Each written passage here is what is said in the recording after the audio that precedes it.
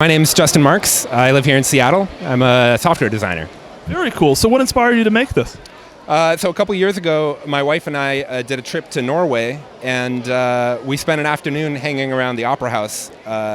You can actually walk on the roof. It's a whole plaza on top of there. And I was just really inspired by the building. And when I was trying to figure out what I wanted to build for BrickCon, I wanted a challenge, and all the angles in the building presented a big challenge to me. And it turned out that I was right. It really was a challenge. Definitely. Now, was this designed by an architecture firm called Sonheta? Are you does that sound? Yeah.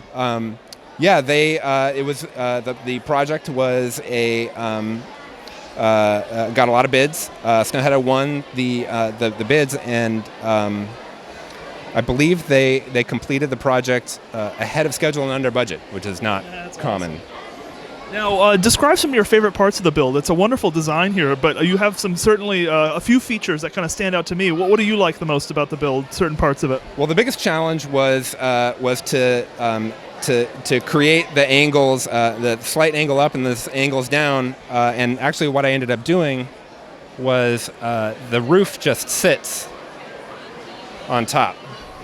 And I have some hinge pieces here that create the necessary angles. So when I just drop it back down on top of it, it sort of slides into place. It slides into place, and the angles kind of find themselves. I like that. It sort of projects outwards. Yeah. Like that. That's awesome. And the only interior element I put in there was the rotunda here. These are the stairs that go up into the theater, itself. So a notable feature of the building itself. Yeah, and the other thing that I really had a good time with building this particular mock was the water, because the building actually angles down into the water. This is in the Oslo harbor. That's right. And so I really wanted to show the building receding down into the water and give a sense of depth. Awesome, and you won Best Architectural Style. So what was it like to win an award at BrickCon? Well, that was unexpected and great. This is my first BrickCon as an attendee, and I was shocked because there's a lot of really fantastic mocks here, and I'm humbled. Yeah. Very cool. And Justin, to close us out here, so I think with the release of the Architecture Studio set, more and more people are doing builds like these. If you had to give a piece of advice to someone looking to do something like this, what would you say? What do you wish you knew before you set out with your build? Yeah, well, the Architecture Studio was the beginning of this for me, I really immersed myself in images of the building inside and out. I spent a lot of time on Google Maps.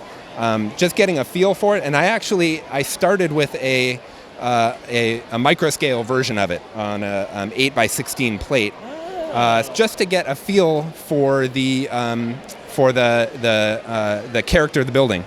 And after I had sort of explored that as a study, I tore it down and started the larger version. And actually, this is the fourth iteration on it. I tore it down a couple more times before I landed on this one.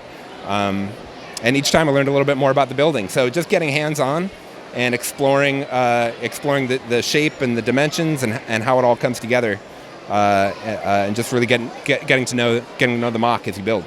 Awesome. That's really good advice. Justin, thank you so much for sharing. Thank you very much.